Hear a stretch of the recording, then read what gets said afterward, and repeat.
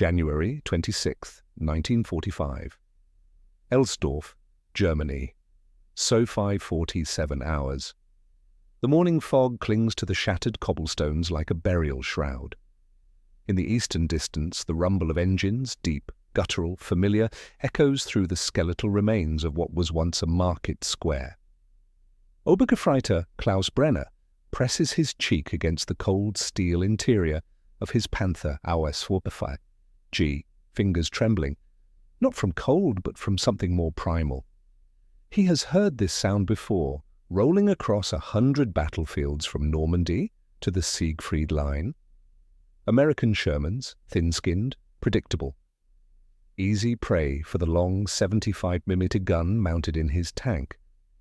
But today, beneath that familiar growl, there is something else. Something heavier. A percussion that seems to shake the very foundations of the earth. His commander's voice crackles through the intercom. "Movement, 11 o'clock, range 800 meters. Brenner swivels his periscope and freezes.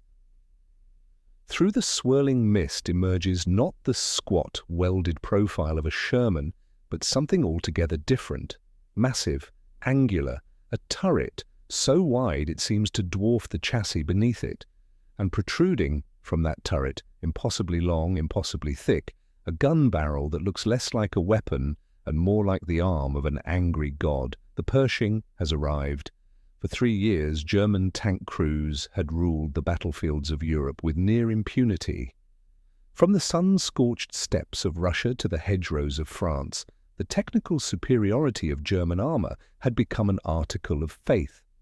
The Tiger the Fan, with its 80-18mm gun and frontal armour exceeding 100mm, had achieved mythical status.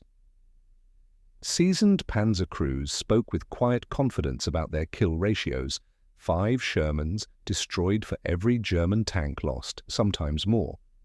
The Panther, introduced in 1943, married mobility with the same devastating long-range firepower. At Kursk, at Villers-Bocage, at Arnhem, the pattern held. American tanks burned, German tanks advanced. It was mathematics, it was doctrine, it was reality. By the winter of 1945, even as the Reich crumbled under the weight of 2 advancing fronts, even as fuel dwindled and reinforcements became figments of desperate radio calls, German tank crews still possessed one unshakable certainty. They were driving the finest armoured vehicles on Earth. Every technical manual, every after-action report, every veteran's testimony reinforced this truth. The Americans had numbers, yes. Endless swarms of Shermans rolling off assembly lines in Detroit and Pittsburgh, but numbers without quality were merely targets. This was what Klaus Brenner believed as he tracked that massive silhouette through his gun sight. The Pershing, officially designated the M26 heavy tank, represented something the Wehrmacht had not anticipated. For years, American tank doctrine had prioritized mobility and reliability over raw firepower. The M4 Sherman, backbone of American armored divisions, carried a 75mm gun adequate for infantry support but hopelessly outmatched in tank versus tank combat. German crews had learned to aim for the Sherman's ammunition storage, positioned vertically along the hull sides. One penetrating hit, and the tank would erupt in a geyser of flame so characteristic that British tankers grimly dubbed it the Ronson Lighter. American tank crews, aware of their disadvantage, developed tactics of encirclement, using numerical superiority to flank and overwhelm heavier German armour. It was costly, it was necessary, it was humiliating. From Kasserine Pass to the Falaise Gap, American tankers climbed into their Shermans, knowing they were mechanically inferior to anything they might face. By late 1944, as Allied armies approached the German frontier, the calls from frontline commanders became desperate. They needed a tank that could trade blows with Tigers and Panthers. They needed the Pershing. Development had been agonizingly slow. The T-26 project, which would become the Pershing, began in 1943 but languished in procurement committees and testing grounds while young men died in inadequate machines. Not until January 1945 did the first 20 Pershings reach the European theatre, assigned to the 3rd and 9th Armoured Divisions. They arrived in winter, in secrecy, in small numbers. German intelligence noted unusual armour movements but dismissed them as variations of existing designs. The shock would be absolute. The M26 mounted a 90mm gun, the same weapon used in the M36 tank destroyer, but now placed in a fully rotating turret with significantly improved armour protection. The frontal hull measured 102mm at optimal angles. The turret front exceeded 4 inches of cast armour. More importantly, the 90mm gun-firing M82 armour-piercing shells could penetrate 190mm of armour plate at 500 meters. The Tiger B's vaunted frontal armour measured exactly 100mm. For the first time, American tank crews would not need 5-to-1 odds. They would not need to flank. They could meet German armour head-on and win. Klaus Brenner does not know this as he watches the Pershing advance through Elsdorf's ruins. His commander orders the engagement. The Panther's gun fires first, a privilege of experience and superior optics. At 700 meters, the armor-piercing round should punch through any Sherman's frontal plate like paper. The shell strikes the Pershing's glacis with a sound like a cathedral bell. The American tank does not stop, does not brew up, does not even slow. The round has deflected, skating off the sloped armor into the morning fog. Brenner's breath catches. His loader is already ramming the next shell, but the Pershing's turret is traversing now, that massive gun swinging toward them with terrible inevitability. The American gunner fires. The 90mm round crosses 700 meters in less than a second. It does not deflect. The Panther's side armor, 50mm, adequate against Sherman's, might as well be cardboard. The penetration is catastrophic. Brenner feels the shock wave before he hears the explosion, a pressure that compresses his chest and fills his mouth with the taste of copper and smoke. The loader is screaming, but the intercom is dead, and someone is pulling Brenner through the turret hatch, and he emerges into daylight with his uniform smouldering to see his Panther, his invincible Panther, vomiting orange flame from every opening. The Battle of Elsdorf lasted 11 hours. When it ended, 8 Panthers and 4 Tiger Is lay burning in streets that had already seen too much death. The American 3rd Armored Division reported 2 Pershings damaged, none destroyed. The psychological impact was immediate. German after-action reports from that day carry a tone of disbelief, of carefully trained certainty giving way to confusion.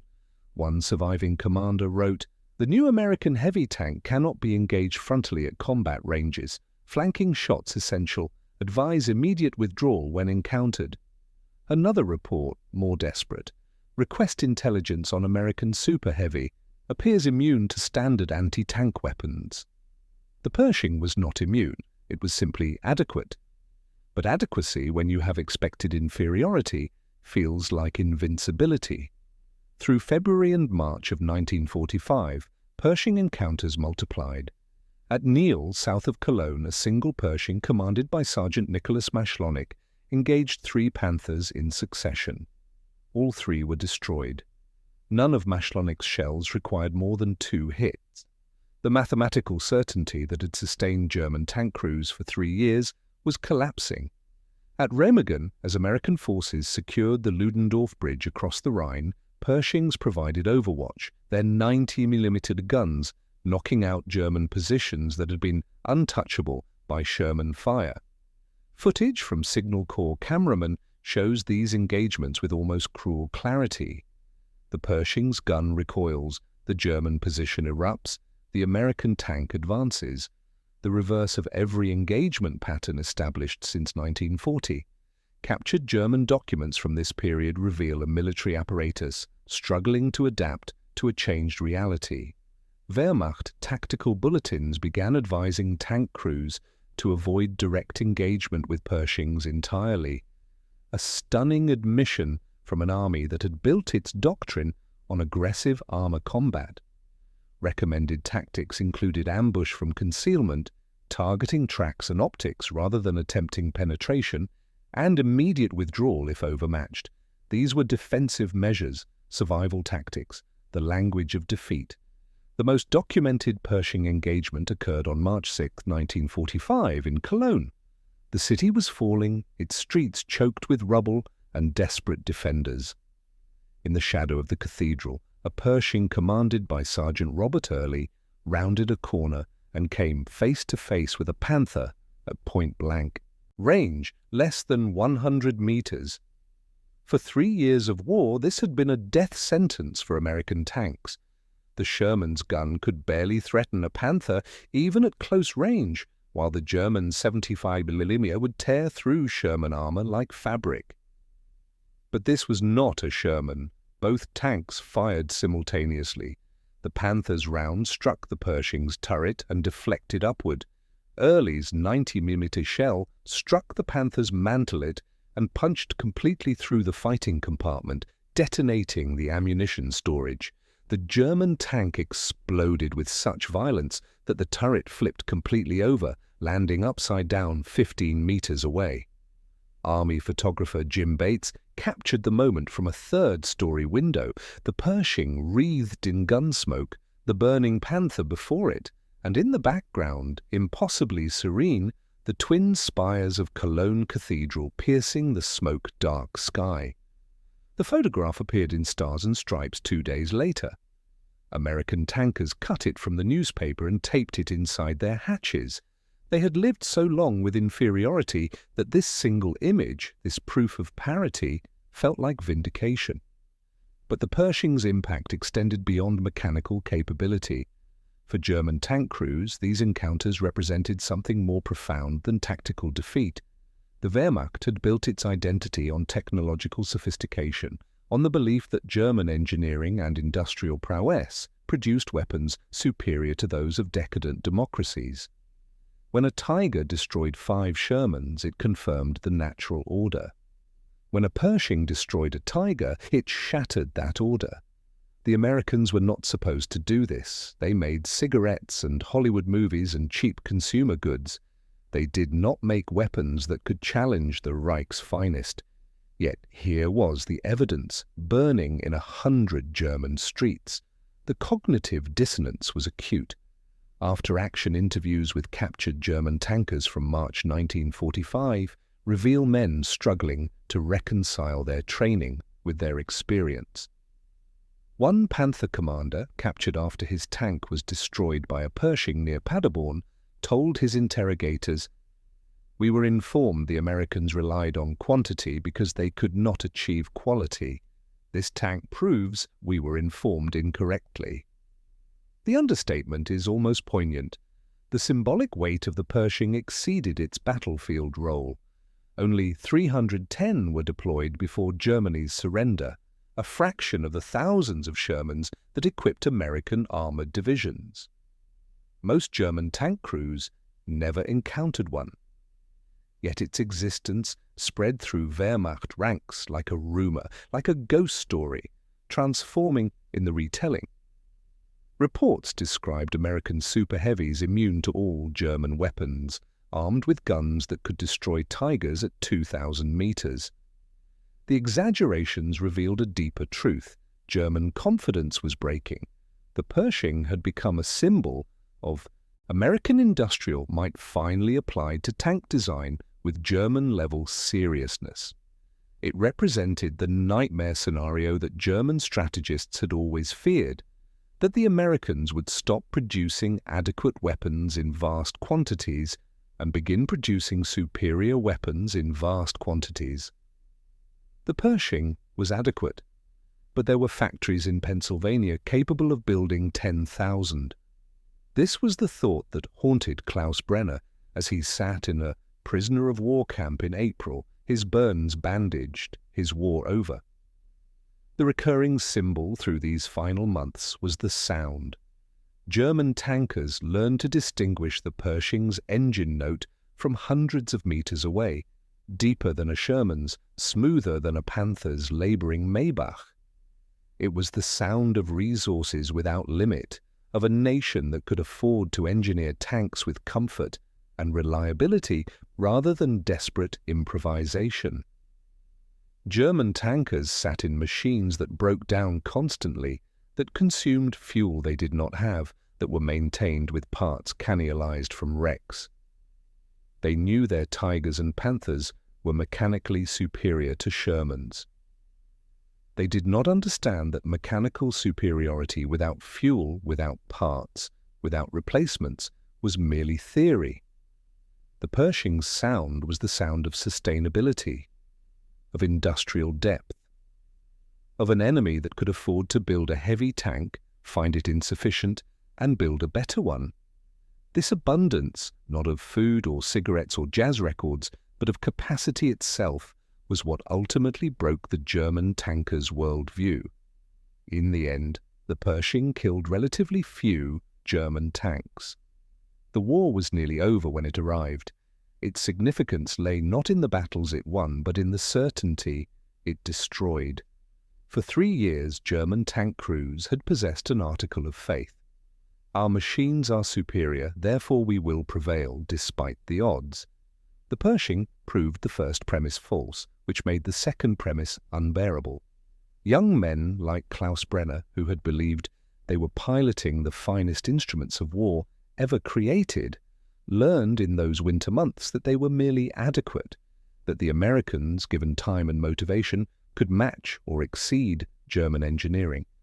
That technical superiority had been a comfort, not a guarantee, that the whole structure of meaning they had built around their steel machines was as fragile as the armor that failed to stop a 90mm shell.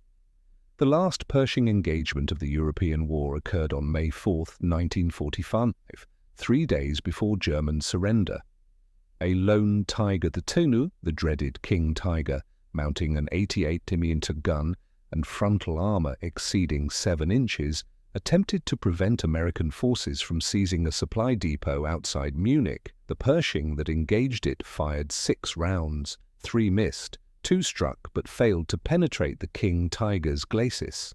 The 6th, aimed with desperate precision at the turret ring, found the weak point. The Tiger turned, burned. When American troops examined the wreck, they found its fuel tanks nearly empty, its ammunition racks half depleted, its crew underfed and exhausted. The King Tiger was technically superior to the Pershing, but superiority requires fuel and ammunition and sleep and hope. The Pershing had all of these. The King Tiger had armor. Historians would later debate the Pershing's effectiveness, noting its late arrival and limited deployment. But those who faced it knew. In the years after the war, at veterans' gatherings in Hamburg and Stuttgart, former panzer crews would sometimes speak of Elsdorf, of Cologne, of that moment when invincibility revealed itself as illusion. They would remember not the battles lost, but the certainty lost, the belief that German technical prowess was destiny rather than advantage. The Pershing had been, in the end, simply a good tank deployed by a nation with infinite capacity to produce good things. This was the revelation. Not that Americans could build one excellent weapon, but that they could build hundreds while simultaneously building thousands of adequate ones, all while their citizens ate beef and listened to Glenn Miller and argued about politics without fear. The abundance was total, the victory was inevitable, and the sound of that 90mm gun firing, flat, authoritative, final, was the sound of a worldview shattering like armor plate under pressure. It was never designed to withstand.